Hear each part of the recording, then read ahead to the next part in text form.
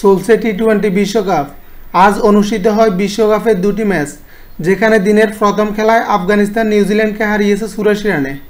প্রথমে ব্যাট করে আফগানিস্তান 6 উইকেট হারিয়ে সংগ্রহ করে 159 রান। পরে নিউজিল্যান্ড অল আউট হয়ে যায় 75 রানে।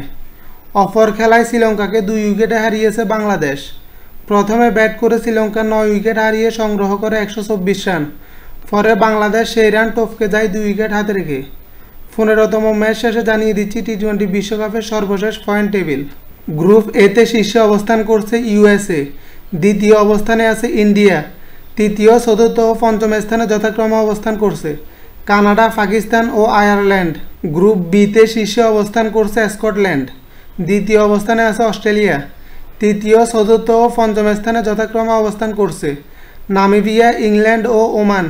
গ্রুপ সিতে শীর্ষে অবস্থান করছে আফগানিস্তান, দ্বিতীয় অবস্থানে আছে ওয়েস্ট ইন্ডিজ, তৃতীয়, চতুর্থ ও পঞ্চম স্থানে যথাক্রমে অবস্থান করছে উগান্ডা, পাপুয়া নিউগিনি ও নিউজিল্যান্ড।